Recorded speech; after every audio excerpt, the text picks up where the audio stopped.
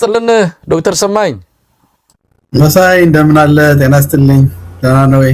በጣም ረጅም ጊዜ ምናልባት ከኛ ይሆን ካንተ ይሆን ስተቱ ወይም ደግሞ አለመገናኘቱ የቱ ጋር እንደሆነ ችግሩ አላወቅንም። ያው ከኔም ቢዚ ሆኜ ነው። እንደገናም ደግሞ ያው አጋጣሚ እንግዲህ በአንዳንድ ጉዳዮች ላይ መነጋገር የምንችልባቸው ጉዳዮች ድሎችን አልተጠቀምንባቸው። ዛሬ ግን እንደገና በእውነት አንተ መድረክ ላይ ስለቀረብኩኝ በጣም ደስ ብሎኛል። መሳይ ያው ሁሌ የምታደርገውን ጥረት ከታተላለሁኝ። ለመናገር ከፍተኛ የሆነ የዜና ህዝቡን ደግሞ የማሳወቅ ስራ እየሰራ ስለሆነ አይነት በእውነት በዚህ አጋጣሚ ያለኝን አክብሮትና አድናቆት መግለጽ ፈልጋለሁ። መሳይ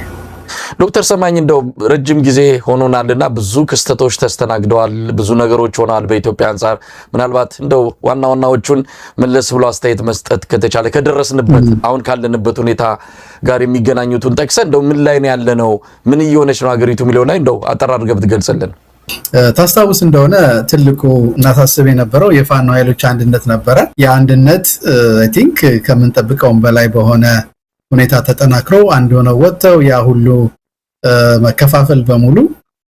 ጠፍቶ አንድ የሆነ መዋቅር አንድ የሆነ አመራር መፍጠሩ አይ ቲንክ ትልቁ በኢትዮጵያ ፖለቲካ መድረክ ላይ የታየ ትልቅ ክስተትና ትልቅ ውጤት ነው ብዬ አስባለሁኝና የብዙዎቻችን ጥረት ውጤት ስለሆነ አይ ቲንክ በዚህ ትልቅ ደስታ ተሰምቶኛል። ሌላው እንግዲህ በቅርብ ጊዜ ከተከናወኑት ነገሮች እንግዲህ አንዱ ምንድነው ይሄ ምርጫ የሚል የኦህዴድ ብልጽግና ያደረገው ምርጫ ነው። እነሱ ያሰቡት በዚህ ምርጫ የፕሮፓጋንዳ ብልጫ አግኝተው አትሊስት ምርጫ የሚመስል ነገር አድርገው ስልጣኑን ለማራዘም ፍላጎት ነበራቸው። ነገር ግን በዓለም አቀፍ ድርጅቶችም በዓለም አቀፍ ሚዲያም በአገር ውስጥም ባለው ማህበረሰብ መካከል በከፍተኛ ደረጃ ሆነን ለመናገር ድሮ ትዝላል ዶክተር መረራ የድሮዎችን ምርጫዎች ቅርጫ መሆን እንኳን አልቻለም የሚል ነበርና ይሄኛውን አይ ቲንክ ስለ ቅርጫ ማውራት አችልም። ምክንያቱም ቅርጫ አትሊስት የሆነ ደንብ አለው፣ የሆነ ስርዓት አለው። ይሄ በፍጹም በአማራ ክልል ከ95% በላይ ኦሮሚያ ክልልም በዛው ደረጃ በትግራይ ምርጫ አልተካሄደም። ከዛም በላይ ደግሞ አፈጻጸሙ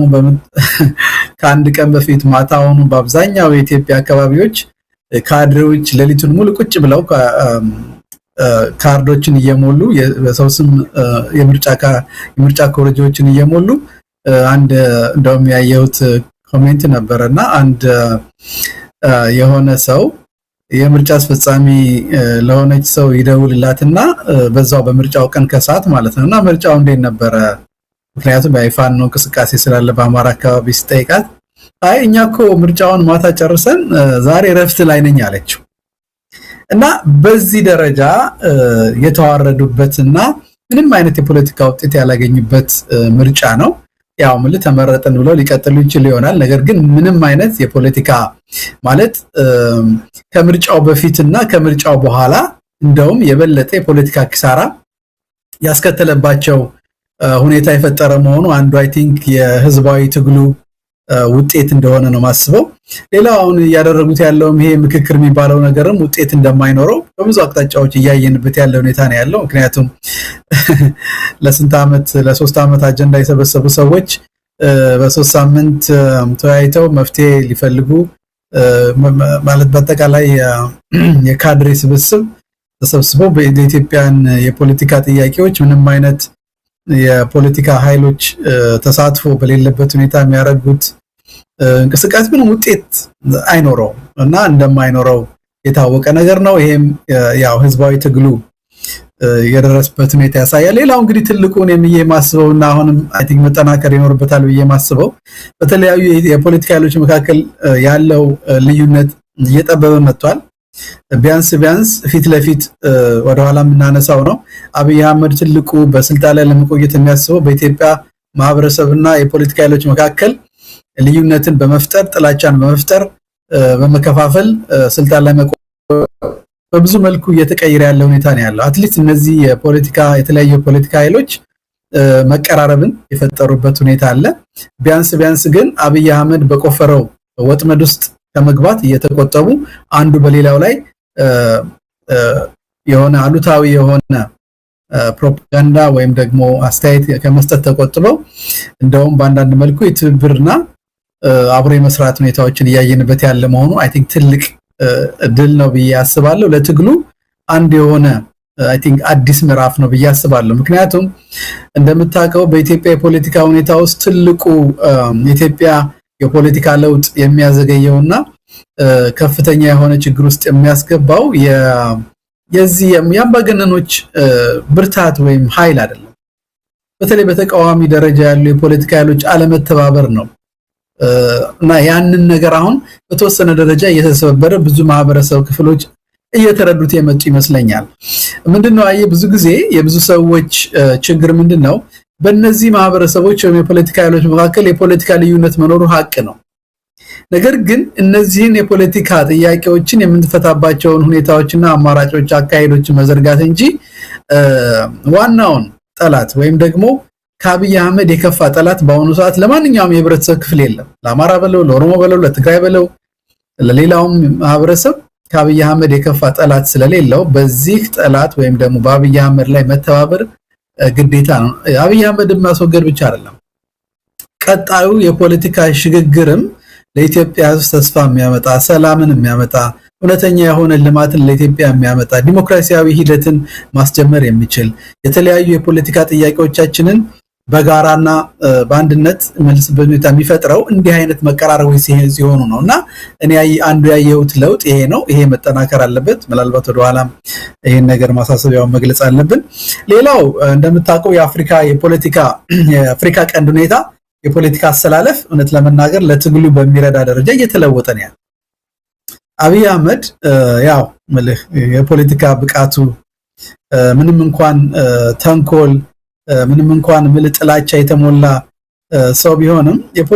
ያለውን የምስራቅ አፍሪካን የፖለቲካ ሁኔታ እንኳን በደንብ ተገንዝቦ ምናልባት ስልጣን ላይ ለመቆየት የሚያስችለው ሁኔታ መረዳትና ማድረግ የማይችል ሰው ሆኖ የምታየው ከጠቅላላ ከአፍሪካ ቀንድ ሀገሮች በሙሉ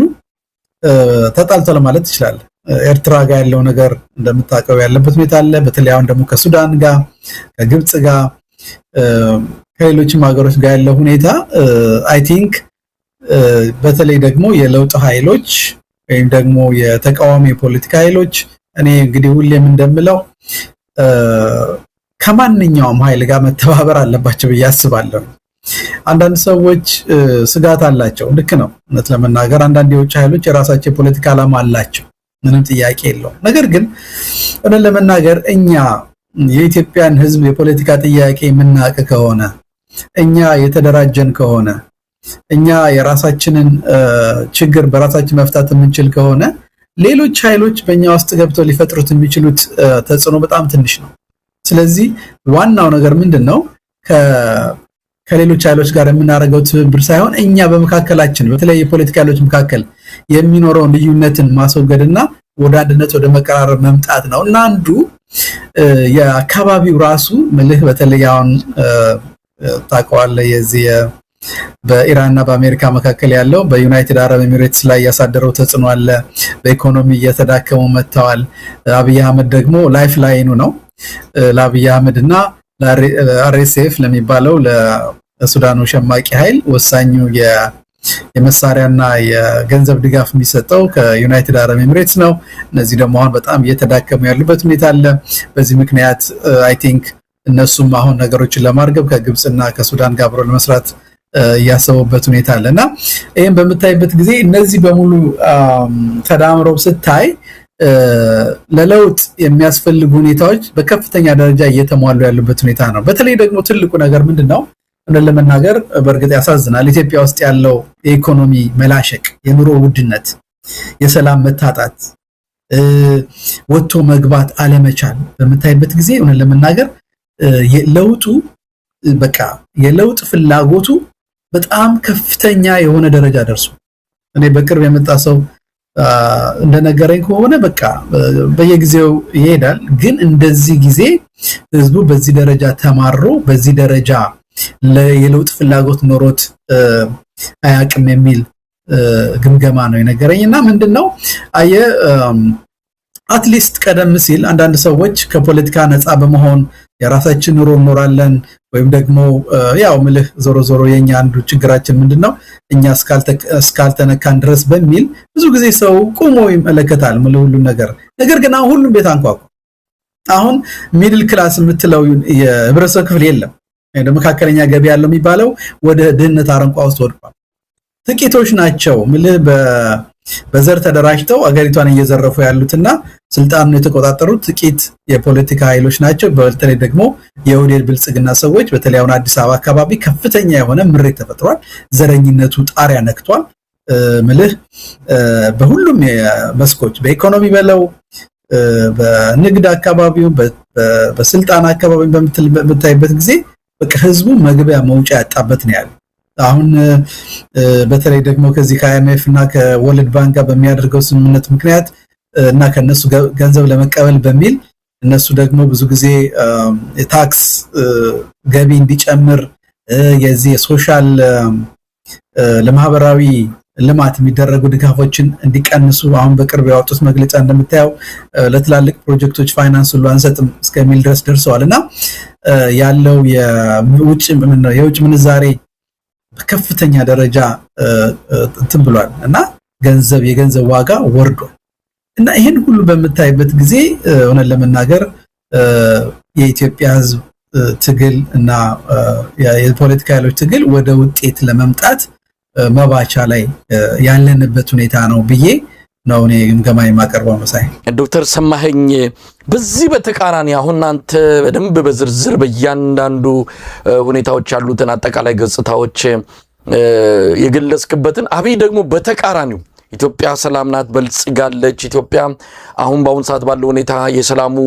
ነገርም እየተሻሻለ የመጣበት ነው በአርባ ምንጭ ሄዶ የተናገረውን ታስታውሳለህ ኢትዮጵያ አምሮባታል ውጭ ያላችሁም ወደ ሀገር ቤት ተመለሱ ያደገ የሚሄድ ሀገር ነው መታችሁ አብራችሁ ማደግ የምትችሉት እኛ የጽድቅ ስራ እየሰራን ያለነው በመድር ምን ሰራው የጽድቅ ስራ በሰማይም ተመሳሳይ ዋጋ ነው የምናገኘው እንደዚህ አይነት ንግግሮችን ነው የሚናገረው የተቆጣጣራቸው መገናኛ ብዙሃን እውነት ለመናገር አንዳንዴ ስለ ኢትዮጵያ ህዝብ ነው ወይ የሚያወሩት ስለ ኢትዮጵያ ህዝብ ነው ወይ የሚናገሩት ወይስ ስለ ሌላ ኢትዮጵያ የምትባል ሀገርና ህዝብ አለኛ ማናቀው ለማለት እስኪቀረን ድረስ መልእክቱ በዛ ዙሪያ የተቃኘ ነው ምንም መሬት ላይ በሌለው ሁኔታ ነገሮች እየገፉ መጥተዋል አሁን እንዲሁ ዝም ብሎ በዲስኮርና በማይጨበጥ ተስፋ የኢትዮጵያን ህዝብ ያሞኙና ያደነዘዙ መቀጠል ማይቻልበት የመጨረሻው ምዕራፍ የተደረሰ ይመስላልና አብይ አህመድ አሁንም ያንን መንገድ ነው የመረጠው ሰሞኑን ከምርጫው በኋላ የምታያቸው ነገሮች በሙሉ ምርጫውን በቃ አልፈናል መርጣችሁናል ከዚህ በኋላ እኛ እንደነዚህ አይነት ነገሮችን ይዘን መተናል ስለዚህ ከኛ ጋር መጪው ጊዜ ብርሃን ነው የሚል ፕሮፓጋንዳ ነው በስፋት ያሰራጩ ያሉትና ይሄንንስ እንዴት ታየዋለህ ላለፉት 8 ዓመታት ተጠቅመውበታል ከዚህ በኋላ ያስኬዳቸዋል እንዲህ አይነቱ አካሄድ እኔ ሆነ ለመናገር የጤንነቱ ያምሮ ጤንነቱን ብዙ ጊዜ ተራጠራዋለሁኝ አንዳንዴ ናርሲስቲክስ ባህሪ ሲኖርህ ሪያሊቲ የሚባለውን እውነትን መቀበል አይችሉም እንደነ ሰዎች እውነታን መቀበል ስለማይችሉ በዛው ጥፋታቸው በዛው ውሸታቸው እነሱ በፈጠሩት ህልማቸውና ቅዠታቸው ውስጥ ነው የሚቀጥሉትና አብይ አህመድ እንደዛ ያደረገ ነው ያለው በርግጥ ያው እንደምታውቀው ለመጀመሪያዎቹ ጥቂት ዓመታት እንዲህ አይነት ፕሮፓጋንዳዎች ለኢትዮጵያ ህዝብነት ለመናገር እንዴ ተስፋ የሚሰጠው ስለ ኢትዮጵያ የሚያወራ ሰው ስላልነበረ በዋት ዘመን የተወሰነ ቤኔፊት ኦፍ ዳውት ተሰጥቶት ነበር ለውጥ ይመጣል በሚል አብረሰው በከፍተኛ ደረጃ ለመናገር ደግፎታል ነገር ግን አሁን ለመናገር እኔ በጥሩ መልኩ ማይሆን ምን መሰለ በዚህ ደረጃ አሁን ባለው ሁኔታ በአብይ አህመድ ፕሮፓጋንዳ የሚታለል ሰው ካለ ይገርመኛል የመታለል ጉዳይ አይደለም አሁን ማንንም አብይ አህመድ በፕሮፓጋንዳ ሊያሳምን የሚችልበት እድል የለውም አሁን ምንድነው ዋናው ነገር የጥቅም ጉዳይ ነው አሁን ያው የዚህ የመቼም የአፍሪካ ፖለቲካ በአብዛኛው ችግሩ ምንድነው አንድ የፖለቲካ ኃይል ስልጣን በሚይዝበት ወቅት ከዚህ የፖለቲካ ኃይል ጋራ በመጠጋት ጥቅም እናገኛለን ብለው የሚያስቡ የፖለቲካ ስልጣን ከፖለቲካ ስልጣን ውጭ ምንም አይነት ወይ የዕውቀት ወይ የገንዘብ ወይም ደግሞ ሌላ አይነት አቅም የሌላቸው መኖር የሚችሉት በፓራሳይት የሆኑ ጥገኞች የሆኑ ሰዎች አሉና አሁን አብይ አህመድ ትልቁ እየኖረ ያለው በየትኛውም አካባቢ በመታየበት ጊዜ እንዲህ አይነት ጥገኛ ሰዎችን ፈጥረዋል በአጠቃላይ በዚህ የካድሬው ዓለም በሙሉ እየኖሩ ያለው ምንድነው እንደ ደም መጣጮች ናቸው። በዛ ደረጃ እየኖሩ ያሉ ሰዎች ናቸው። ከዛ ውጭ እንግዲህ ምናልባት አንዳንድ የፖለቲካ ተንታኞች እንደሚሉት ወይ ደግሞ አእምሯቸውን ለሌላ ያከራዩ ሰዎች መሆን አለባቸው እንጂ እውነት ለመናገር አሁን ባለው በኢትዮጵያ ሁኔታ አብይ አህመድ የሚለው ብልጽግና፣ ሰላም፣ አንድነት መጥቷል ብሎ የሚያምን ሰው ካለ እኔ ብለ የሆነ ወይ የራሱ ችግር አለ። በተለይ አንዳንድ በዚህ ዲያስፖራ አካባቢ ያሉ ሰዎች አንዳንድ ችግራቸው ምንድነው መሰለ አሁን አዲስ አበባ እየሄዱ በትክክል ማህበረሰቡ ያለበት ሁኔታ ሳይረዱ የዚህ አብይ አህመድን ምንድነው መናፈሻዎች ጎብኝተው ይመጡና ለውጥ አለ የሚል አይነት ነገር ስሜት ያንጸባርቁ ይችላል ይሆናል። ነገር ግን የአዲስ አበባን ህዝብ ግን ብትጠይቀው ስለ ኮሪደር ማውራትን መስማትም አይፈልግም። ቅርሱን ያወደሙት፣ ለዘመናት ከኖረበት ቤት ነው ያፈናቀሉት፣ በአጠቃላይ ማህበረሰቡን ነው የለያዩት። እምልህ እነሱን አፈናቅለው ደግሞ ለራሳቸው ሰዎች ለኔ የሚሉ ሰዎችን የሰጡትና በከፍተኛ ደረጃ በኑሮ ውድነት የተሰቃየ ያለ ማህበረሰብ ስለሆነ እኔ እውነት ለመናገር በእርግጥ በየጊዜው አብይ አህመድ የሚለውን ውሸት የሚያቀርበውን አስመሳይነቱን ማጋለጥ በጣም አስፈላጊ ነገር ነው። ነገር ግን እውነት ለመናገር በዚህ ደረጃ አብይ አህመድ ተሰሚነት ኖሮት ያለውን የፖለቲካ ትግልና እንቅስቃሴ ላይ ተጽዕኖ ሊያሳድር የሚችል የፕሮፓጋንዳ ስራ ይሰራል ብዬ አላስብም። ምናልባት የተወሰነ ተጽዕኖ ሊያሳድር ይችል የነበረው ምንድነው ለምሳሌ ያካሄድ ለውጥ ቢኖረው ምልህ አንዳንድ ለውጦች ለምሳሌ ለውጥ የሚመስሉ ነገሮችን ቢያደርግ ወይም ደግሞ ቢያስመስል አንድ ቀን ምልህ አብይ አህመድ አንድ ቀን ስለ ሰዎች መሞት አውርቶ አያውቅም። ስለ ኢትዮጵያ ህዝብ ስቃይ፣ ሰላም መታጣት አውርቶ አያውቅም። ስለ ኑሮ ውድነት ማውራት አይፈልግም። በየጊዜው መንገድ ላይ ስለወደቀው በረሃብ አለንጋ የተገረፈ ላለው ስለ ሚሊዮኖች ማውራት አይፈልግም። እና አብይ አህመድ ስለ ኢትዮጵያ ሲያወራ ለምሳሌ ኢትዮጵያ በልጽጋለች ሲል እኔ በልጽጋለሁ ማለቱ ነው። ስለ ራሱ ነው የሚያወራው። ኢትዮጵያ እንዲህ ትሆናለች ወይ ደግሞ ለምሳሌ ኢትዮጵያ ውስጥ ያለው ሁኔታ አለመረጋጋት ያመጣል ወይም ችግር ያመጣል ሲል ነው እኔ ከስልጣኔ ልለቀ እችላለሁ እያለ ነውና ሳቸው ደሴት ፈጥረው ከዛ ተጠቃሚ የሆኑ ሰዎች የሚያደርጉት እንቅስቃሴ ካልሆነ በስተቀር ሆነ ለመናገር የመንግስት ሚዲያም የሚከታተል ሰው አቁሟል። እንደምታውቀው አሁን ሶሻል ሚዲያ ተደራሽነት በጣም ከፍተኛ ነው። ብዙ ሰው የዜና ምንጭ የሚያደርገው የማህበራዊ ሚዲያዎች ስለሆነ በተለይ ፖለቲካሊ አክቲቭ የሆነው ማህበረሰብ በአጠቃላይ ምንም አይነት ተጽዕኖ የለው። ምናልባት አየህ ለምሳሌ ድሮ በዋዝ ዘመን ወይም በሌሎች የፖለቲካ ኃይሎች የምናየው ምንድነው አንዳንድ ፕሮፓጋንዳ አካሄዶች ሳይሰሩ ሲቀሩ ተለዋዋጭ የሆነ አካሄድ ይከተላሉ። ለምሳሌ አሁን የፖለቲካ ጥያቄዎችን እንዴት እንመልሳቸው እስኪ ሪል የሆነ ለምሳሌ ፖለቲካ ውይይቶች ለማድረግ አሁን አብይ አህመድ የሚያወራው ስለ ሰላም ሲያወራ ስለ ምሳሌ ሽፍታ ያለ ነው ተቃዋሚ ኃይሎችን የሚገልጸው ሪል የሆነውን ምልህ ማንም የሚያውቀውን የፖለቲካ ጥያቄዎችን መቀበልና ማመን አይፈልግም። አብይ አህመድ ስለ ሰላም ሲያወራ ወይም ደግሞ በሰላም ችግሮቻችንን እንፍታ ብሎ ሲያወራ ምን እያለህ ነው? እኔ ንጉስ ነኝ። ንጉስ ጋር መዋጋት ዋጋ ያስከፍላል። ስለዚህ እጅ ስጡ ነው። እና የሚያወራው ስለ እጅ መስጠት እንጂ እውነት ስለሆነ የፖለቲካ ውይይት አይደለም። ስለዚህ ይሄ ስላልሆነ እውነት ለመናገር አብይ አህመድ በዚህ የፖለቲካ አካሄዱ ቢቀጥልም በትግሉ ላይ የሚያመጣው ተጽዕኖ ስለሌለ እንደውም ምናልባትም አይ ቲንክ የሚያቀርበው ወይም ደግሞ የሚያወራው ነገር በሙሉ በማህበረሰቡ ዘንድ ተቀባይነት ስለሌለውና መቀበል አይደለም አብዛኛው ሰው አብይ አህመድን ድምጽ መስማት ራሱ እንደ በሽታ እንደ አለርጂክ ስለሆነበት እኔ ብዙ አያሳስበኝም። ዶክተር ሰማኝ ሰሞኑን ያመጡት አጀንዳ አለ ከዚህ ከምክክር ኮሚሽኑ ሂደት ጋር በተያያዘ አሁን በአዳማ ናዝሬትም እንደዚሁ የብልጽግና ሰዎች ተሰብስበው ነበር በአንዳንድ ጉዳዮች ላይ የሆነ ለውጥ እናመጣለን ብለው እየመከሩ ነው ተብሎ ትንሽ አጀንዳ መሆን ችሎ ነበር እንዲህ አይነት ነገርስ በማምጣት ከእንግዲህ በኋላ ለምሳሌ የክልል አወቃቀሩ ከብሔር ወጥቶ ወደ መልክዓ ምድራዊና ሌላ ኢኮኖሚያዊ ጠቀሜታን መሰረት ባደረገ መልኩ ክልሎች ይሸነሸናሉ የኢትዮጵያን ከዚህ ከዘር ፖለቲካ ለማውጣት ህገ መንግስቱ በተወሰነ ደረጃ ይቀየራል የሚልም ነገር አለ አንቀጽ 39 ይወገዳል የሚል አዲስ አበባና ድሬዳዋን ጨምሮ አንዳንድ እንትኖች በራሳቸውን ችለው ክልል ይሆናሉ እንደዚህ ለጆሮ የሚስቡና የሚጥሙ ነገሮችን በማምጣት አሁንም አብይ አህመድ የደረቀበትንና የነጠፈበትን የህዝብ ድጋፍ ለማምጣት ይሞክራል የሚል ነገር አለ ከዚህ በኋላ እውነት አብይ አህመድ ወርቅ በያዘምብ የኢትዮጵያ ህዝብ እንደው ላፍታም ከአብይ አህመድ ጎን የሚሰለፍበት እድል ይኖራል መልህ ታስታውሳለህ የመጀመሪያዎቹ አመታት ትልቁ ድጋፍ የነበረው እንኳን ይሄ ነበር አይደለ ክልሎችን ያፈርሳል በቃ ኢትዮጵያዊነትን ይመልሳል አንድነትን ያመጣል የሚል ነበር ነገር ግን ሆነ ለምናገር ቲፒኤልኤፍ በርግጥ ያው ለጊዜው ምለ ተሳስተዋል ይሄንን የዘር ፖለቲካ በኢትዮጵያ ፖለቲካ ስርዓት ውስጥ እንዲሰፍን ማድረጋቸው ነገር ግን የዘር ፖለቲካውን ወይም ደግሞ ይሄንን መከፋፈል ፐርፌክት ያደረገው አብይ አህመድ እነሱ ፍሬምወርኩን አስቀመጡለት እሱ ግን ያንን ቀዳዳ ያሰፋ ኢትዮጵያን በዚህ ደረጃ በዘርና በሃይማኖት እየከፋፈለ እያባላ የእርስ በርስ ጦርነትን በየቦታው ያስፋፋ ያለሱ ነው ስለዚህ ሆነን ለመናገር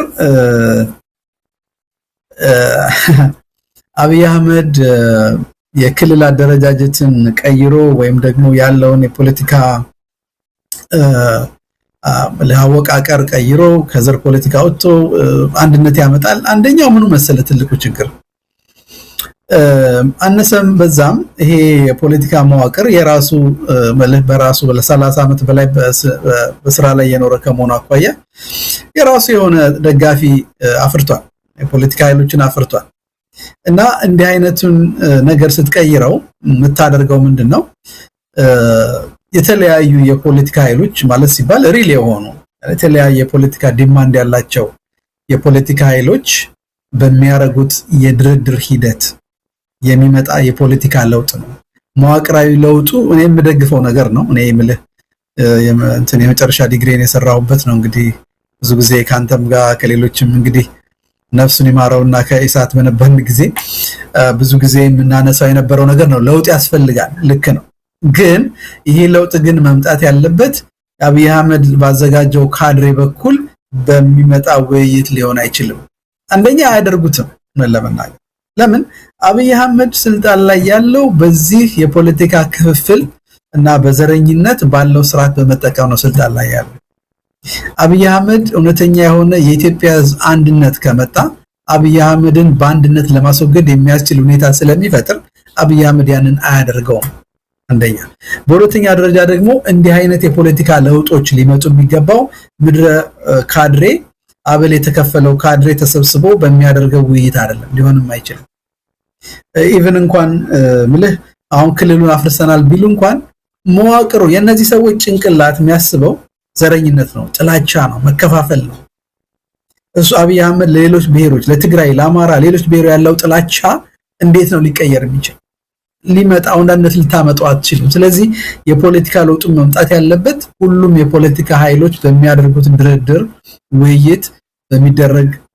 የሽግግር ሂደት በሚደረግ ገመንግስታዊ ለውጥ እንጂ እንዲህ ባለ የካድሬዎች ውይይትና ክርክር የሚመጣ ነገር የለም ሊያደርጉትም አይችሉም ኢቭን እንኳን መዋቅሮቹን ለስም በስያሜ ደረጃ ቢቀይሯቸው እንኳን እነዚህ ሰዎች እንትናቸው ሶፍትዌራቸው ኦፕሬቲንግ ሶፍትዌራቸው ምንድነው የዘረኝነት ነው እና ሊለውጡት ሊያደርጉት የሚችሉት ነገር አይደለም እና አይ ቲንክ እንዳልከው ይሄ ነገር እኔ አይደን ነው የተወራ ያለው ልክ ታስታውሳለህ አይደል ድሮ እናንተንም መጠቀም ያደርጓችሁ ነበር አንዳንድ የሚፈልጓቸውን ነገሮች ከየት እንደመጣ በማይታወቅ ሁኔታ ይለቀቃል አይደለ